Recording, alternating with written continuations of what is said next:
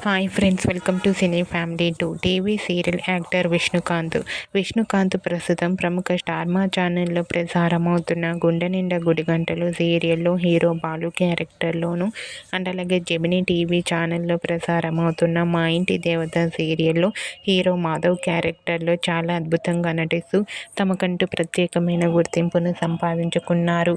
విష్ణుకాంత్ ఈ రెండు సీరియల్స్కి సంబంధించిన ప్రతి లేటెస్ట్ అప్డేట్స్ని ఎప్పటికప్పుడు షేర్ చేస్తూ ఉంటారు.